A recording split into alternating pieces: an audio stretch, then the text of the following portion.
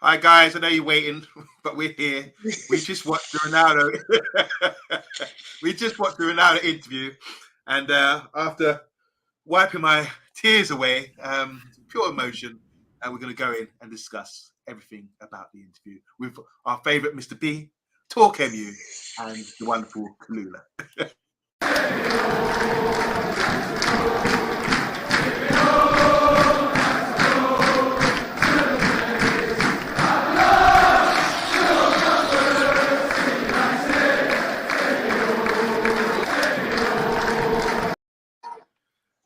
I was only joking. I'm not emotional. Just a very interesting interview.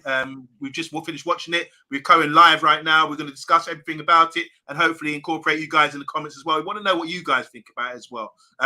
Quick summary, Mr. B, how are you feeling today? This is a big build-up, wasn't it? Bit of an anticlimax for you? Was it an anticlimax? Yeah, it was. I'm waiting. Like you. I'm expecting the fireworks to be tomorrow. It was very. Not woe is me, but I don't know. That wasn't what I was looking for. That wasn't what I was expecting. So I'm expecting there to be more tomorrow. Big up TalkMU. I've been waiting. Everyone's been waiting to hear what you've got to say on it. Your name's Talk for a reason. Are you going to be vocal tonight? Yeah, I mean, how are you feeling after that? Because you're quite. To everyone, people don't know this. People think Talk is hard. But you're soft as tissue. You've got a weak heart. Yes. So I was hoping he had affected you. How are you feeling, bro? Yeah, I mean, I did break down a couple of times, but it was, there were some things there. I mean, there is one, obviously, there was one quite obvious part, which we all, I'm sure, sort of just for a moment thought, yeah, okay, you know what I mean? That's something in life none of us will ever try and have to deal with. And I think we know what I'm talking about. The rest of it, I mean, you know what? We'll go through it. We'll go through it. Kalula, yesterday you were wearing your hoodie with Ronaldo springed on it, proving that you're a fan, and we all love his football ability and everything else. But now we've seen the interview. I mean, just initial thoughts. Was it a bit of anticlimax for you as well?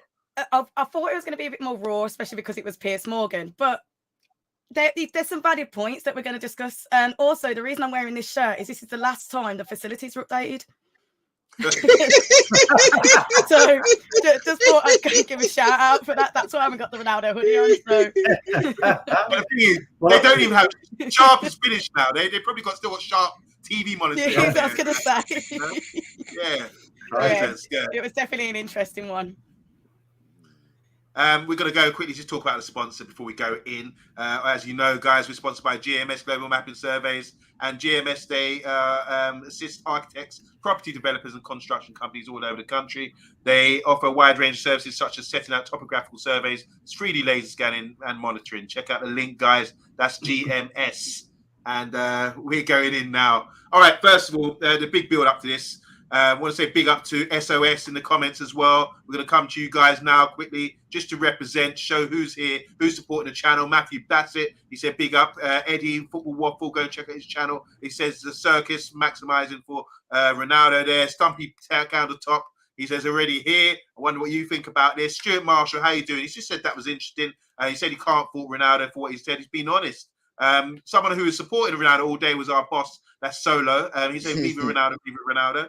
Hey, Bob, how you doing? He says, it was almost over, soon to leave my club. So there you go. Still solid with your opinion on it. Edward French, how you doing? Say big up to everyone. Big up to you, Edward, man. How you doing? Oh, that's what you mean. You mean the Man United agenda. TUA is David Tour or something else. Yeah, that's not us. And who else is in the house? We've got Football United TV. Go and check them out. That's Matty. He's got brilliant channels. Hit 20 in the likes. Thanks for that. And Saragon's here as well. Pure clientele journalism. Softball questions. Not exactly a tough interview. Clientele. Does that mean sort of a buddy sort of thing? Trying to soften up the clients. So hopefully come again. So I don't know. Adil, how you doing? Mbappe to United. We're here to talk about Ronaldo. And finally, Stuart Marshall, he was ribbing you yesterday about your hoodie Kalula. He's saying, Kalula, can you put on your Ronaldo jumper back on now after yesterday? All right, let's start. Let's just have a little conversation. I'm going to start with you talking, because I ain't seen you for a long time on the show. Ronaldo said initially, he said, it's time to say something. Did he say much at all? I mean, yeah, look, as we was expecting, it was kind of, this is the first half of the interview where he was kind of talking about the structure of the club. Since Ferguson, he touched on the youth a little bit as well. And I agree with what Kalula said backstage, which is, I agree with a lot of the points that he's making. And in a perverse kind of way, at this stage, I will say, I'm quite glad that he's done this at this stage. I haven't seen the second half yet. So at this point, I'm like, yeah, okay, cool. This is good. The only thing he didn't do, which he should have done, is mention the night in '58, which would have been great because he's got 400 million odd whatever followers. That would have helped with the with the Glazers problem. You know what I'm saying? So I mean, in terms of like, I don't know if we're going to go into any specifics. I don't know. I'll let you decide that on Monday. Yeah, I think he was softening up the fans because initially he made a point of saying, I'm always going to say good things about the fans. They appreciate what I do for football. I think that was a setup there. And obviously, we started about how close it was for him going to City. And now I heard Jay Motti say something about that, saying if he could have gone to City, won the league with them, how would that have felt for us? So he's saying he loves the fans.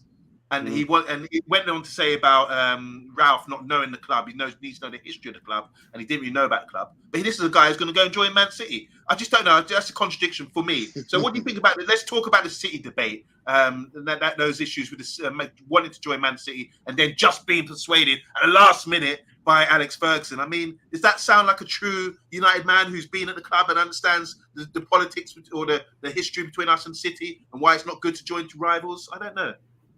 Doesn't to me. I'll just quickly say I think let me just quickly say he said they though. Did you not hear him as he referred to they when he was talking about like the talks between City? He was saying, oh, they were talking this. So it's like it's almost as if it was like it was out of his hands. So I don't quite understand that aspect of it. Go on, Khalil. Right, I'm gonna sound really harsh here, but were we really like he came out of pure loyalty? The key was Fergie. That was it, really. He came out of pure loyalty because Fergie called him up. It's just a casual. You're not going to City, mate. You're coming to me because of all those years. So just get on it. That's how it felt. It was like he was going to City. But let's think of it this way. Even though, yes, he's a legend, and yes, you can see there's some loyalty to United. It's his job. City were doing better. You can't diss the guy for wanting to go somewhere that was obviously doing a lot better.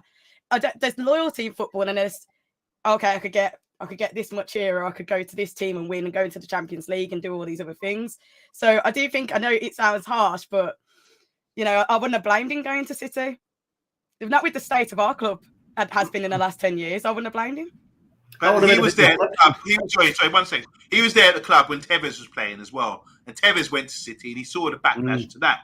And Tevez was basically like, "Stuff you, United," and done that intentionally to wind us up, So he knows the politics behind that. That's the only contradiction. I think there's a bit of hypocrisy there, saying dissing Ralph Rangnick, but at the same time saying, "Oh, I had to be saved from going to City," so he's willing to go. He basically said that. So I hear your point, Clue. Mr. B, Bob saying here, loyalty to Fergie and not us.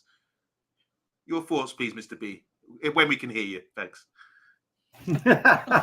Sorry, I had noise in the background. Sorry. I agree to a certain extent with Bob. It was to Fergie. If Fergie didn't make that phone call, he was joining City. He said, oh, there was other clubs involved, but he kind of snuck that in right at the end. So I think he would have gone to City. All right, he would have won the league last season, and they probably wouldn't have had Haaland this season. But he would have gone to City. So loyalty, money, yeah. Do you know, Mr. B, I was just about to say his contract tells us he was going to City, because if the reason we were paying him so much money, that's quite clear that if City were offering him a certain package, and we know who they are, his agents were the ones who then. It's not just the case. I think he's leaving a little bit out, in my opinion. I think he's leaving a bit out. I think there must have been some kind of, because he did say that. Where is it? That he was surprised. United, that United weren't in for him. Mm-hmm. So, but there must have been some two-way communication at some point, not just one way, because that wasn't just a case of Fergie picking up the phone and going, no, Ronnie, you're coming to United, bam, and he goes, oh yeah, okay, Alex. No. There has to be. There would have been more to it than that. So it's a money thing as well. But sorry to interrupt. But why would Fergie jump in like, oh my God, wait, stop the press, give me the phone, and jump in and say, no, we cannot have this? Why would he do that if there wasn't a history between going to City? And I've meant there's a few people here commenting, talking about Dennis Law was at City, Andy Cole, Schmeichel, also other players went to City. But, don't talk about Fergie never stopped them going. Yeah. So what, Kaluna, I can see you jumping in. Go on, say something about that, please. I think that's one of the problems. We had one of the best managers, and no one could ever tell me that Fergie wasn't one of the best managers. And we are suffering now because you just think of him and then you have a look at what's going on at the moment. I think that's one of the key problems. I think there's so much weight as in Fergie that was one of the issues. I think it made it more conflicting for him. I do think, even though he talked about Fergie, I feel like in Ronaldo's head, that was his boss. I don't think any manager that came in, I think Ollie was his mate. And I don't think he's respected any of the managers. I think in his head, it was always Ferguson. And obviously he got the money he wanted and he came here and the fans loved him. Remember, what was it? They said the tweet was the highest retweeted when he joined the club. He had the most shirt sales as soon as he got there. There are benefits to having him at your club and having him come back. And of course, he got his number 7 back as well. I think he liked the attention and when he was scoring goals, but now it's just not, now obviously it was blank. We could all see he wasn't happy. We should have just let him go in the summer. So where do we stand on this about City? Is it okay to join rival clubs? I don't see Everton players going to Liverpool directly or, Man United players go to Liverpool directly. Can I say something? My brother who's a Liverpool fan, he said something to me. Footballers are self-employed, right? Yeah. Okay. So you go where the money is, don't you? Yep. No loyalty, brother. It's all about the money. But he started the whole show talking about I love the fans. The fans are so important to him. So there has to be some balance there. He's got enough money. But that was, one of the points there that he made was what I just made is when he said, I was surprised that Man United weren't in for me. So that makes me think that he was expecting United to be in for him once we knew he was leaving Juventus. So again, if the conversation then was around, listen, Ronnie, we can start these negotiations, we can start these talks and put it public that we're talking with City. But he knew in his heart really that Man United were going to come calling. I believe he knew that we were going to go in for him because they were never going to let him go to Manchester City. It's just I think it was in the back of his mind. For him to say that he was surprised that we weren't, why would he be surprised? And sorry, just to counter that as well, when Schmeichel, Andy Cole, and those guys joined City weren't the force they are now. They didn't have the money like they do now. They weren't winning trophies like they do now. Tevez went there. They were on the that was a catalyst for them buying a big player, and obviously taking the mickey out of us. There was a big poster, wasn't there, to mock us to say now Manchester blue, this kind of thing. So it shows there is some sort of something there because the campaign for that was to show that Manchester City are taking over this town and they run this town now and they've been running it for the last 10 years winning major trophies, something we don't win anymore, So I think that's quite significant. I'm just playing devil's advocate here, but then there's something there setting us up, say, I love the fans, but also, well, hold on a minute. If you really loved us, why did you have to be persuaded at the last minute not to join our rivals and go and win trophies with them? It's just put it out there. Last word on that before we move on, guys. I honestly feel that there's, no matter how much we want to have that with Man United, he should have had the loyalty. As I say, you go with the money. He's got a family to look after. He's got a career. He's getting older. It's not like he's got another 10 years in it. If he wanted to go to City, he could have gone and it would have just been tough because we weren't really the team that he wanted to be with, where we were. He always mentioned Champions League.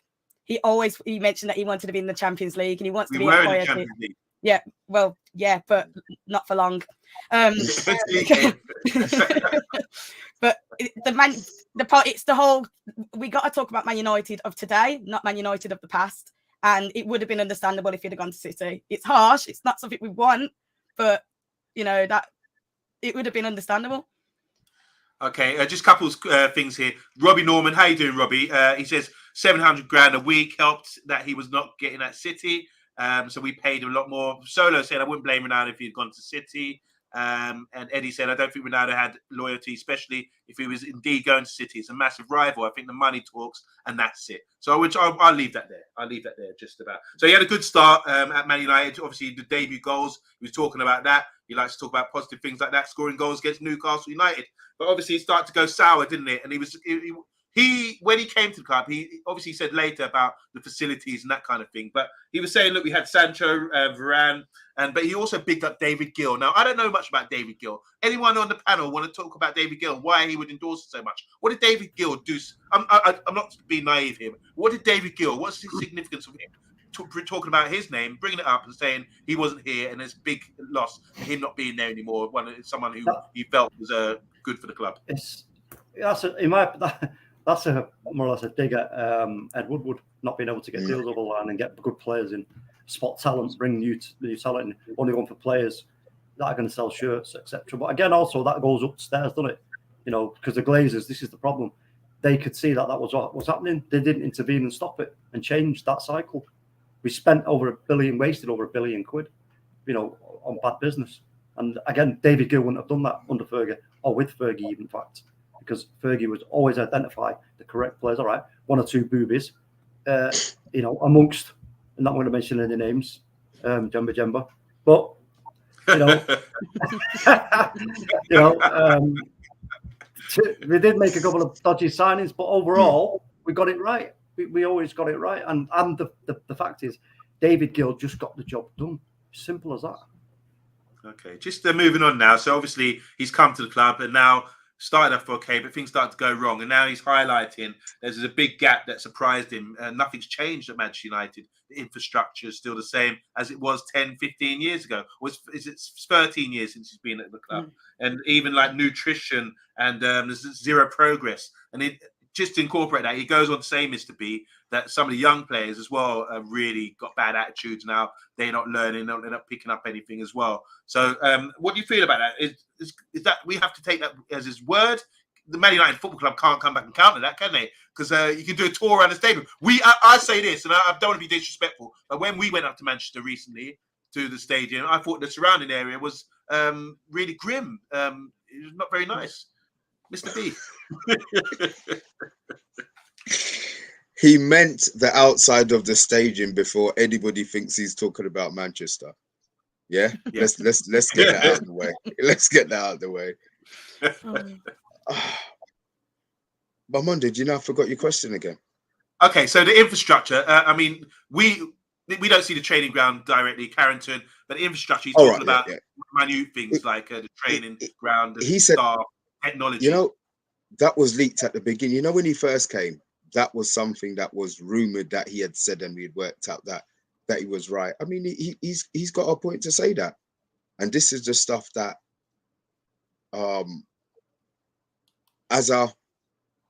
the Marcus Rashfords and all of those players, they've come into that. He left that and now has come back, so they wouldn't have seen it as being shit. But because he had gone, left, done his whole European tour, won all of those trophies, and then came back and everything was the same, I think that was the shock to him. He was right to voice it. Man United as a club should be progressing and moving, but they were putting their money and their heads elsewhere. So yeah, highlighting that, no problem with that part of it. Kalula, I'm going to sort of drop this question with it as well. So by mentioning the facilities, the technology, that kind of thing, does that justify why he's been playing poorly this season? Because A-Bub's saying here, I need him to address his poor form this season. I'm hearing everything but that.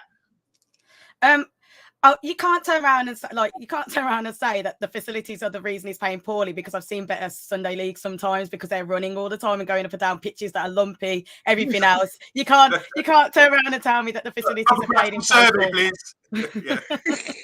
But I do think it is bad, more for our reputation as a club, that the facilities are so out of date. I do think it would be better with like sport technology advancing. There are new studies all the time in sports, and to hear that it's the same as what did he say 2009, I think that's quite poor. They can't just keep painting the front of the ground. That's all I see them do is paint it so it's bright red. They do need to deal with the facilities, and it broke my heart more because the first thing that came in my head was, why does Spurs have a new ground? Like, I was like, Spurs has got this magnificent new ground that they put all the money in, and don't tell me they've won trophies, and don't tell me they've been absolutely fantastic, but they've got better facilities than us. And I just felt shame. I just felt pure shame. But you know what? Let me just say this. Let me just say, yeah, we all know that, you know, the club, it's like we didn't know what to do after Fergie left. The club did not know what to do. And it's like we just fell asleep. The club fell asleep when you've got these owners who don't understand the sport. They don't understand the club and the fans, and then they put bankers in charge, and it's like, all right, well, we know we need to make money. That's the whole reason why we bought it. Oh yeah, all right, and that was it. Their sole focus, just whether it was an intentional thing, was up for debate. But it was all so focused on money. But when you bring bankers in and money starts to be generated, your eyes can be then distracted to, oh, we must be doing things right because we're making loads of money. And then in terms of what he's talking about, Ronaldo there, but that's why maybe if you're making loads of money without having to do X, Y, and Z, X, Y, and Z then gets pushed to the side, and you think, oh no, I don't need to worry about all this, the club, the training ground, and this and that. All I got to focus on is doing this bit right because we're making money, and that's what's happened there. So obviously, that's something that we do need to address urgently, and I'm hoping that what's come out now and what comes out tomorrow is going to put the Glazers in a position where they're going to have to act in some kind of fashion. There's no two ways about that. They're just sacking. No, I mean, not just that, Mr. B. I mean, in terms of what they're actually doing at the club, because you're talking about that's another show. Well, yeah, but even so, there is still, in my opinion, there still will be some kind of reaction. Guys, there's 20 watching right now. Make sure you press the like button. You're joined by Omundi Juma, Kalula, Mr. B, and Rise. We're talking about this interview, and I hope all you guys watched it. If you didn't, you missed out. And I nearly fell asleep, by the way. It wasn't that. I want to say hi to Paddy. He's saying, I said so many times that returning to the club to recapture past glories never works. I've seen the best of him years ago. Just on the David Gill thing, because Talk gave a great... it gave us some great information about David Gill that I didn't know. Paddy saying Gill was a great CE and worked closely with Fergie. He was replaced by Buffons, not Gianluigi. Buffon. Buffoons.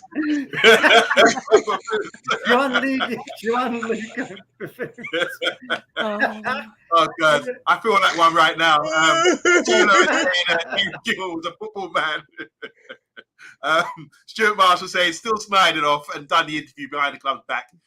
Can't back him for that. A-Bub again is saying he's probably upset the players aren't in awe of him. Big G is saying David Gill understood finances more fundamentally. He understood football and how to mix the two. United wouldn't be a global power if it wasn't for him. So there you go. Some great endorsements here. UK Strange, how you doing? He says, if it all falls on the Glazers' shoulders, we've all seen the picture of the leaking stadium and the rust. So there we go. There's a lot of proper information there. Solo's just finally saying 100% wasn't nice when we went up there on Monday. Mr. B missed it because he was snoring on our road trip. Very true. All right, TalkMU. What do you think about this, man? Ralph, he's obviously, he said Ollie, he was friends with Ollie. He was asked, did you think Ollie was a good coach? He wouldn't say that. He switched it and said he's more of a friend. And he will continue to be a good coach in the future or something like that. Basically, to me, he diverted from saying what he probably felt at the time, that Ollie wasn't a good coach and he's got a good heart. He said something about his heart. So it's like saying, oh yeah, no one's, you're not ugly, you're beautiful on the inside, sort of thing. You know, that's sort of, yeah, you know, you've got a nice personality. Yeah. You know?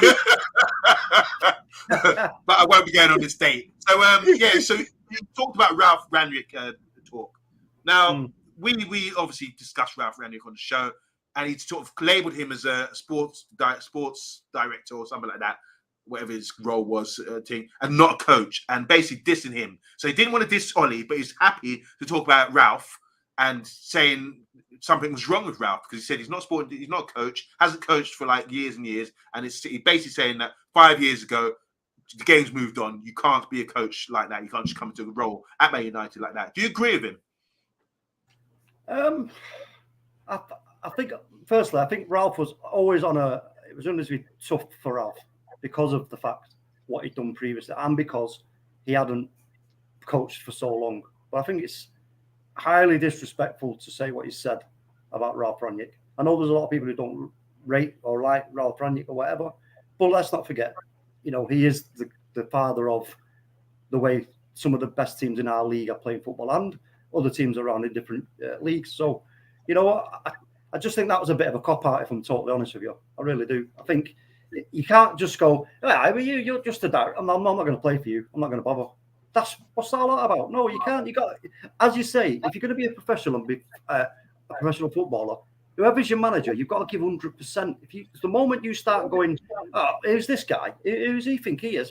Blah, blah, blah. Then that affects the rest of the squad. And I believe that's probably half the problem that Ralph Rangnick had. And that is a bad thing. Do you think, Kalulu, because Piers Morgan was trying to sort of imply that Ralph said Ronaldo isn't pressing enough, and that's how he set him up for Ronaldo to run down Ralph Rangnick. So what do you think were the issues there? Do you think it's because Ralph's not good enough coach? He's now coaching the national team. There's a word that I said as soon as he started talking about it, and I call it harsh beanerinos. It's something I say all the time. I looked at it harsh beanerinos because it was just harsh. I was like, he kind of, I just say, he passed Ollie. He kind of, as he said, it was like, Ollie's my mate. I'm not going to go there.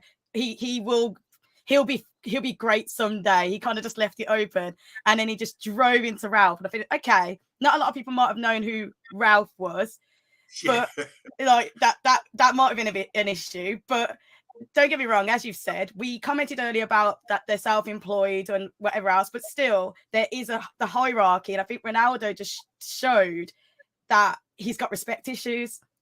It shows that if he doesn't deem you good enough, he's not going to respect you. And that isn't a team player. That's what I got from that. That wasn't, I'm going to give it a chance and I'm going to use my veteran status to do things. It's like the way he commented was it's like, well, I've been here for so long. I've been in the industry for 21 years. I'm amazing. Respect me. But then it's not like he's giving the respect back. I think that's one of the core issues. Yes, Ralph wasn't the best, but I'm not going to lie. Not a lot of people were screaming to be our manager after Ollie. You got to take what you can get. And he did what he did.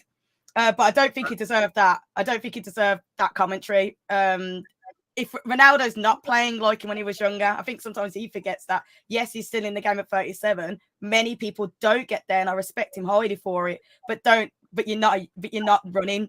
You're not showing the energy on the pitch. You're not a 90-minute player anymore. So I just think he's not being reasonable when it comes to himself. And sometimes he's playing the blame game. Do you know, also, I'll just quickly point out the fact that he also, I'm sure, I'll just cast my mind back, but you may remember, comparing Ralph Rangnick with the other great managers that I've worked with. What's that got to do with anything? Ancelotti, Jose, yeah, it's a nonsense. Zidane. It's a nonsense. You know, I was a bit, flabbergasted, to be fair, at that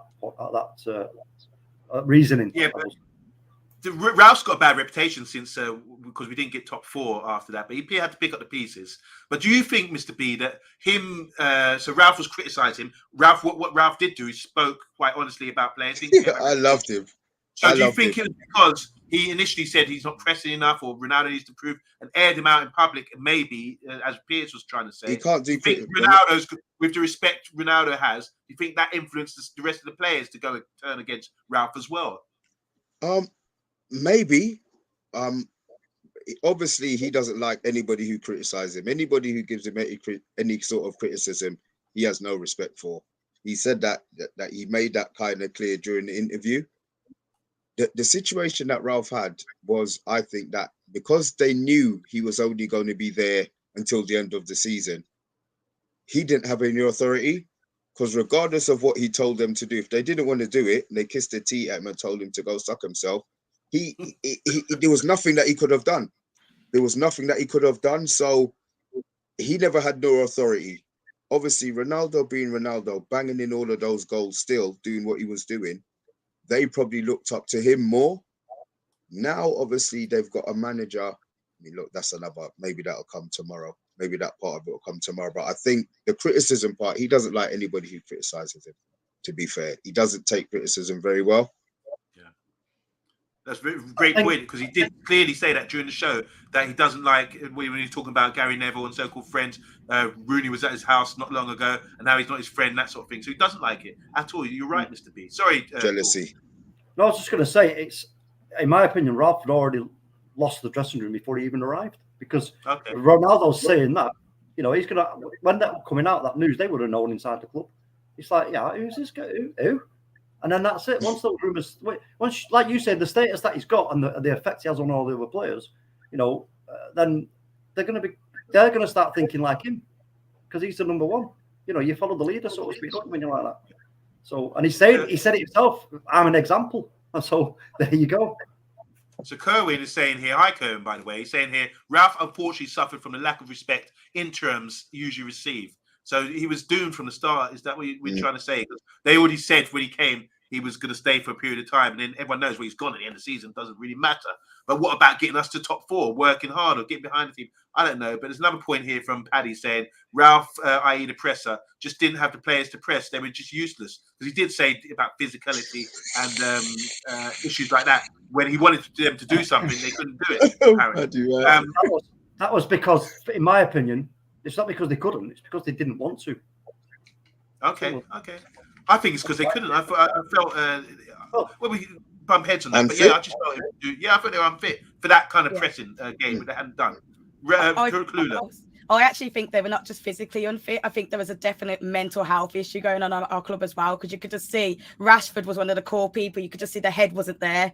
Like some of the players, you could just see that there was there must have been so much going on in the back that they just weren't in the game. You were looking at like the mentality issue, and it definitely was a core problem. I think it was just a mess. Now we talk about mentality. Yeah, we're talking about mentality. Let's talk about what Ronaldo said about the young generation. And now we all say this. We all think we're old now. Oh, look at these young guys. They're not like we were. We were well upright and well spoken. And these kids are talking bear this, bear that. He's basically saying the same thing about young players now. They don't have the respect. They don't learn. They're not going to make it. They don't have the longevity. And he's saying that not just about, he's clear about it. It's not just about the Man United youths, I call them, but all over the world. He's been in different clubs. He's realizing now that there's a generational shift. Players are playing PlayStation. Players are going out for a bit of nookie or going out raving. Or I heard a joke the other day that when they lost to Brentford, Sancho said, let's go to Southall and get a kebab. But, you know, something like that. I'm just joking. But what do you think about it? Is there a generational shift? Is because Ronaldo's played like in maybe 2-3 on the generations here. We playing with Van Nistelrooy. He mentioned him. He played with Rooney, who came in afterwards, and he's also playing with like great players of today, like Garnacho and the youngsters coming through. So, do you think there is? Do you take heed in what he's saying about the younger generation and they're not listening? Do you think that's an issue now, Kalula? Honestly, I think it was I think this is part of the problem with the interviews, that I agree with some of the points, but you could tell that some of it's a bit personal to him. So I think firstly, it goes back to the respect issue, where he probably wanted the youth to be like, oh my God, CR7, you're amazing. You know, remembering the guy from back in the day, and he's come here and he's just had a bit of a tantrum really at some points. So he hasn't said, and one of the things that got me in the interview was when he said, I don't like giving advice, I like setting an example. And then I said, okay, we'll set a better example. That was like literally my reply. Like, can you do that then, please? This is why you're taking off your Ronaldo sweater. Don't get me, but I do think he is right. One of the things I do agree with, like some of the work that I've done, when he said they don't have to suffer and it's easier for them, I do think that is a thing as well. Because when I'm watching football, and you guys would laugh at me because my neighbours probably think I'm crazy when I'm yelling at the screen sometimes. And I do think the younger ones can't kick the ball and think at the same time. Look up. Do it like, not like chess, but you've got to think forward. You can't do, I'm just going to kick the ball and hope it goes to someone in the same colour shirt. You can't do that. So I think that, one, I think he wanted a parade and he didn't get his parade. But two, I do think the youth need to there needs to be more development, and they do need to not concentrate as much on social media and the things that have been added into the game. I think they need to concentrate on football. TalkMU, what's your thoughts? Because like you like to foster young youths that are like Ganacho now, he's under your wing. I mean, you like to look at young players, don't you? Do you agree, Ronaldo? Do you think there's like a difference in generation now? Well, of course there is, yeah, because the game's evolved, and it's as simple as that. We talk about, and when I say the game's evolved, I don't mean we're playing different kind of football, because all these systems we're seeing and all the things we are seeing has been done many times before, going way back to the 50s with Brazil, etc. 4-3-3, blah blah blah. We all know the history of it, all that. So it's the disconnect between, like exactly what Kalula just said there about being able to do something with your feet is one thing. Being able to do something with your feet and your brain at the same time is another. So what is going on in terms of the actual coaching of the youth? How is a kid, like, for example, I'm just going to use his name. I ain't got an agenda. I'm just going to use his name. Dan James, when we bought him. Yeah. Who come to us and said, this kid, gotta go and get him. He's absolutely fantastic. And you're like, what? Oh, and we're all excited. We all see this kid. He gets the ball, head down, bang, doesn't look, cross to no one every time, or slips. Yeah. It's like, hold on a minute. Yeah. I go down there at the local pitches, right? And I know a kid probably a bit younger than him who's 10 times better than him, and we just paid how much for him? I don't get it. It seems as though, almost like I said before, going back to the club's asleep. The whole structure at the club. This is the side effects of the poison in the club, and we know who it is. I'm not going to say their name. We don't need to. We all know what I'm talking about. Mr. B, you'll find a word on the youths. Everybody's hard is, bruv. They get paid so much money. They don't have to listen to Cristiano Ronaldo. They've seen it on the videos. They can watch him on YouTube. I mean, they're doing more skills than he does now. So, when he came, he had his... Football has evolved. You're right, Talk. And it's, that 10-year gap. You've got kids do what what Ronaldo was doing when he came to us. You've got 5- and 6-year-olds doing it now. They don't care. They don't need to watch him. They're still going to go home in their Mercedes and their Range Rover and sit in their big house, all right? It might not be as big as his, but it's big enough for them. They're cool. They don't need to listen to Ronaldo. You know what, guys? I'm seeing some wonderful comments. Keep them coming, guys. There's 19 in the chat right now. Make sure you press the like button and subscribe if you like the channel. I want to skip all the personal stuff because it's kind of emotional. Everything. No one wants to go through things like that. And there's nothing really football based on that, but it's a terrible thing that happened. It shows what has really warmed my heart, though, is it shows seems to be confident talking about it now, and it seems like he's getting over it and looking at the bright side of things, and it must be a very difficult situation. So God bless him and his family for that. That's a terrible thing to go through. So we're not going to discuss that. What we will discuss is the jealousy issue here, because he's basically saying ex-teammates have been critical of him. He's picked up Rooney, or Piers Morgan picked up Rooney and Gary Neville for one, and then to balance that, you've got Rio and Keane as well, who have backed him. And in one light, he's saying that Rio and Keane were in the dressing room for him. Well, so were the other two. And he's saying they understand what football is like. That's why they don't really criticize, really. So what are your thoughts on this? Do you think, because Mr. B was saying earlier, I'm going to start with you, Mr. B, because you said clearly he doesn't like to be criticized. So if you F him, he's going to F you back, but even harder. Is that the motto? Is that how you live? Do you live by that code as well? Brilliant.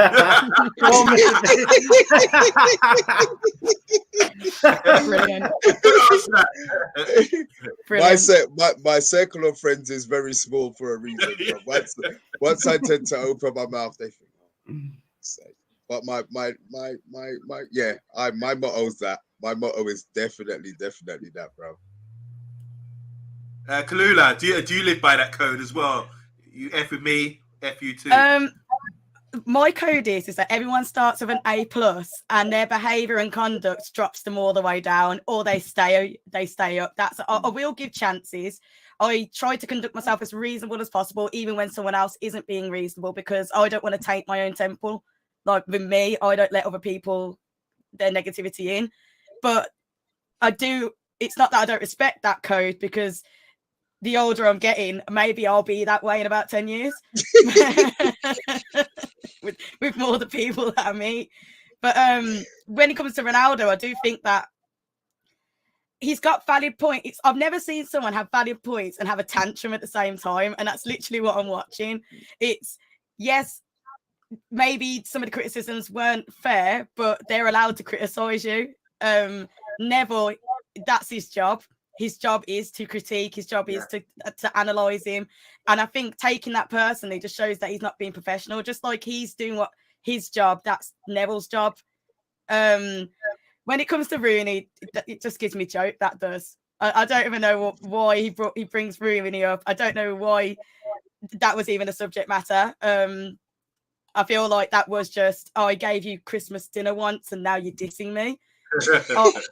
That's literally like, or I lent you this DVD and it came back scratched and he's like really annoyed about it. That's what I got. That was my feel.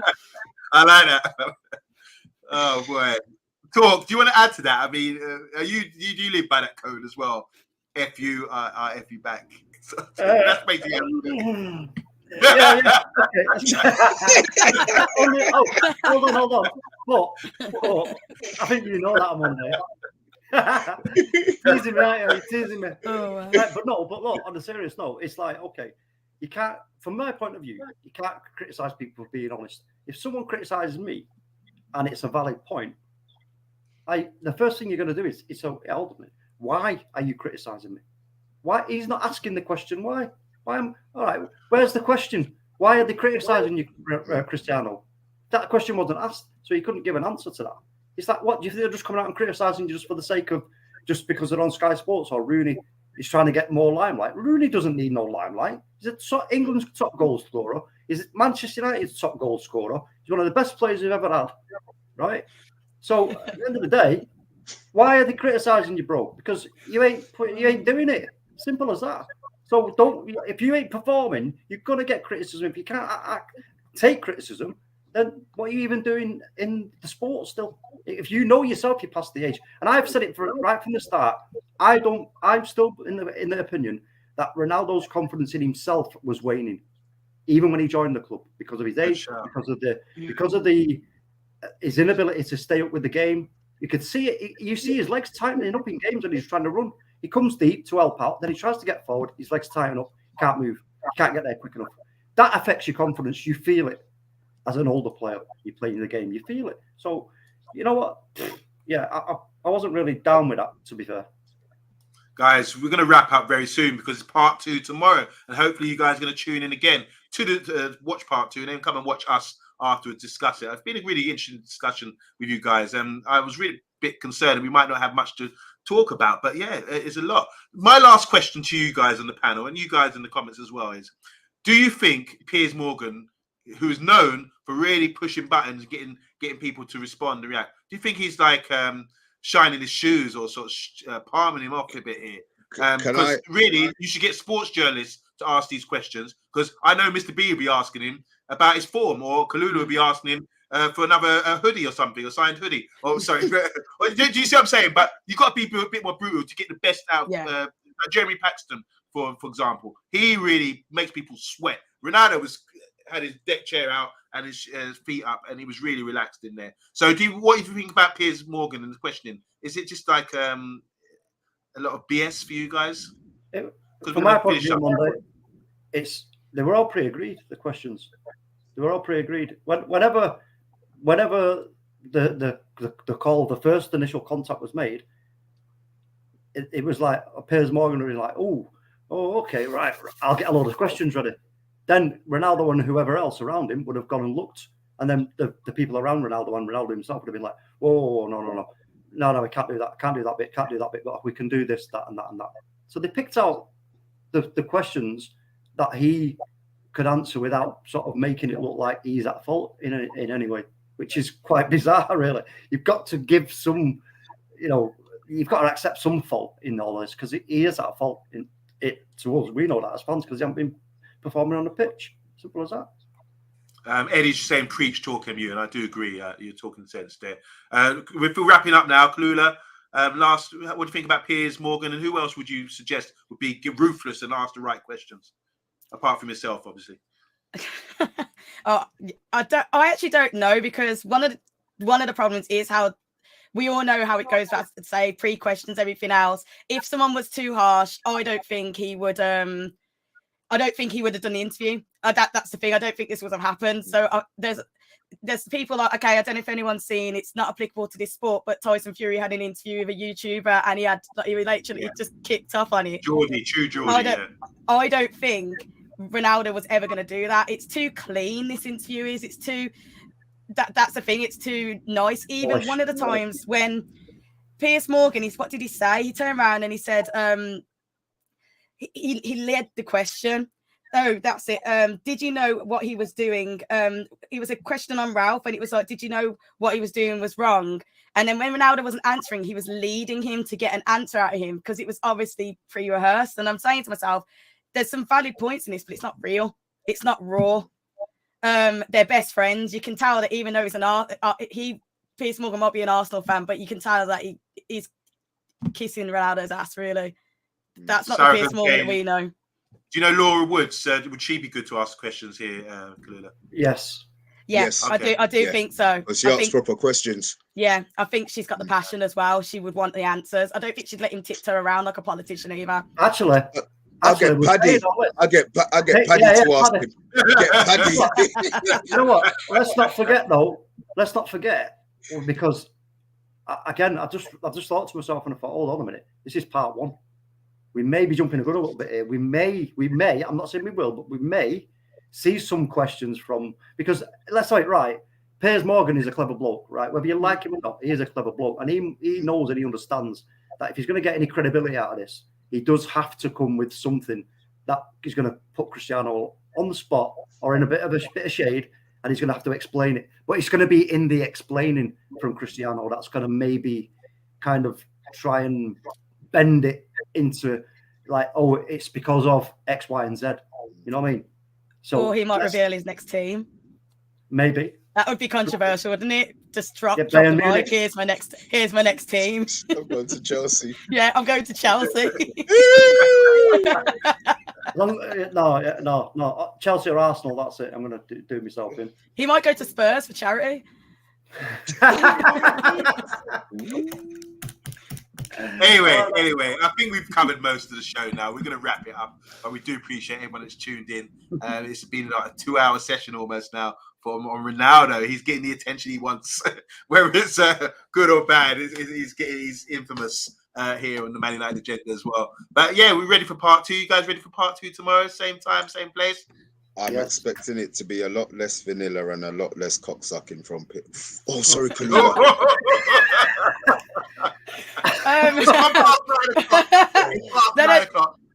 It's completely fine.